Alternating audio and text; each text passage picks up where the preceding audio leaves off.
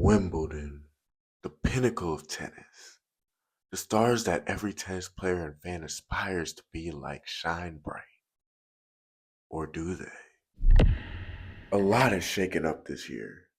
Let's hear from a professional what they expect before the tournament. So I'm a pro tennis player. I've been playing pro for the past like 7, 8 years. It's been more than enjoyable. It makes you feel like you have a purpose, and I basically know almost everything. I don't want to sound cocky, but like you know, I love watching the game. I love playing the game. Now, they just dropped their draw, the draft, their seedings today. Were there any surprises for you in like seeing it? Were there any like people that you feel like should have been placed higher, lower, or do you feel like they generally got everything right? I'm not gonna lie, Jack Draper kind of blew me away because I don't. He's just overrated to me. And talk about Jack Draper, he's just gone out. It's just happened in front of us right now. Bit of a shock, isn't it? I think most people expected him to go really, really far this year. And for Ben Shelton not to be in the top 8 seeds was also very disappointing. That's for the men. As for the women, I think it's fair. Everybody deserves the seed that they're at. But for the men, I feel like Jack Draper, to me, I don't think he's a really like insane player to be seated that high. But as for obviously Yannick Sinner, Carlos Alcaraz, and Alexander Zverev, they all gonna be the next big three. Before them, we had Novak Djokovic, we had Nadal, and we had Federer. They were the big three. So the next upcoming big three will most probably be Carlos Alcaraz, Yannick Sinner, and Zverev. But that's all that surprised me with the seedings. As for the girls, no, I'm not really surprised. The loss of gentlemen's third seed Alexander Zverev in a heated 3-2 set match in the first round, three of which going into an advantage volley, and the loss of Britain's hometown gentlemen's fourth seed Jack Draper in the second round in a 3-1 set match were absolute bombshells. Gentlemen's 10th seed Ben Shelton, however, storms on with gentlemen's 6th seed Novak Djokovic and gentlemen's 2nd seed Carlos Alcaraz.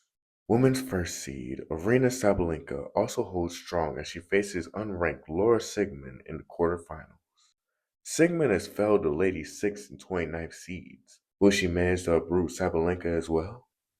Now, to transition a little bit more into our current events that are going to be upcoming in Wimbledon.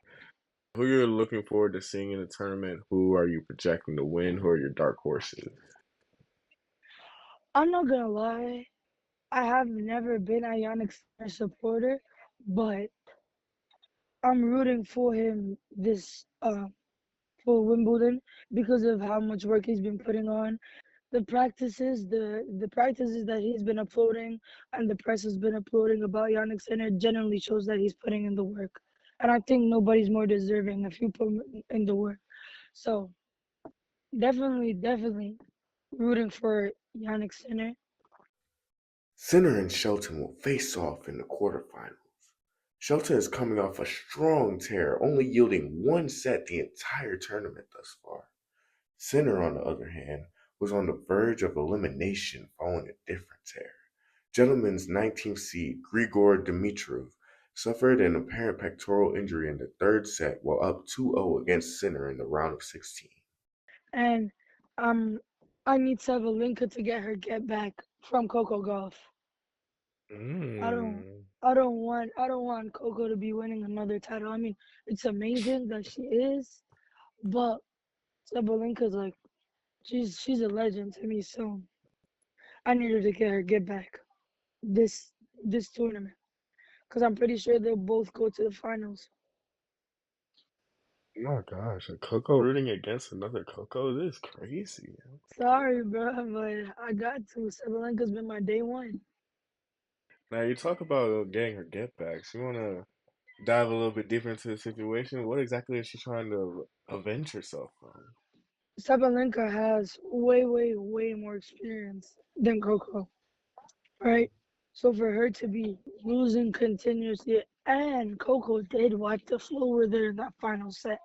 Mm, So for her to be losing and taking such a big loss when she's been working so hard to win a Grand Slam again and not getting that, I mean, that's a shame. So she needs to prove that she got this. Like, because if she loses another Grand Slam from Coco, matter of fact, from anyone else, it's not gonna be looking good. one last planned question that I do have.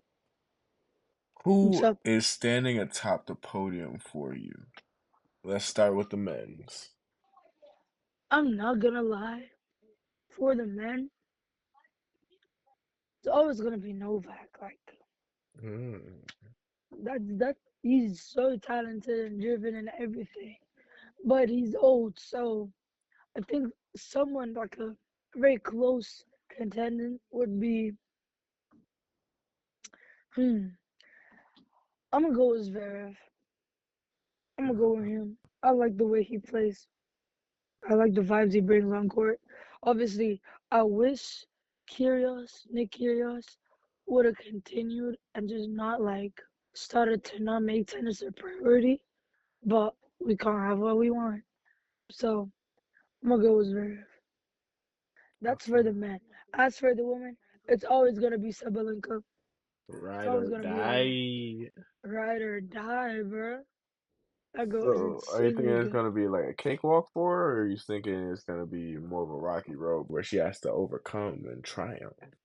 Oh, low key, if she locks in like she always locks in, nobody, and I could stress that nobody will ever stand in front of her.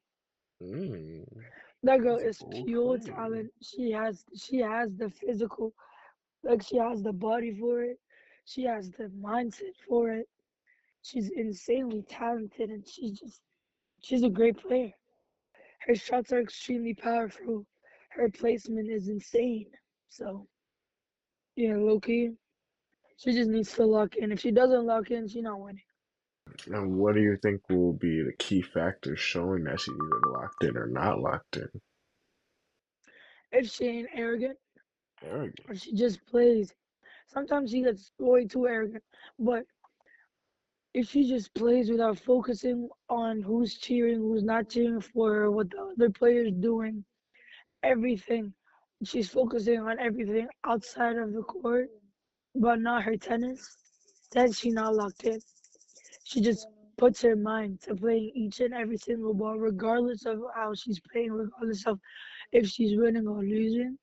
She really has great chance, 99.9% of winning this tournament if she locks in. She just needs to stop crashing out. My auspicious audience, we have delved into Coco's mind today to learn about Wimbledon. Yet I would be remiss to omit the opportunity for you to learn about her as well. This pro tennis player has found inspiration for her journey, as many youths around the world have as well. And in your time playing the game, what would you say are like your greatest inspirations? What figures did you kind of look up to? I don't want to sound cliche, but the biggest figure I've ever really looked up to is Serena Williams because of her story and how she built herself from like nothing to being the one of the highest paid female tennis players ever to walk this earth. She certainly has a lot of accolades. Is there any like any achievements in particular that really stuck out to you about her? She grew up in a very, very poor environment with no coaches, no nothing, no money, like literally no more than $5 to her name.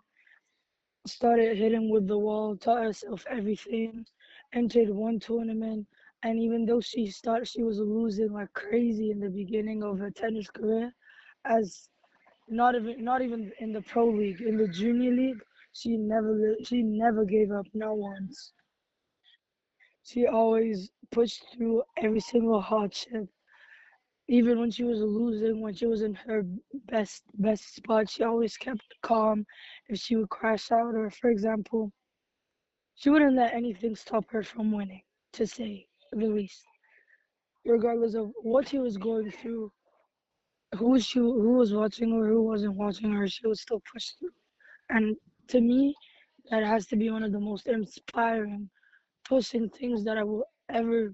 I am honored to be like one of the people that witnessed her professional career. Tune in for more PPC news updates.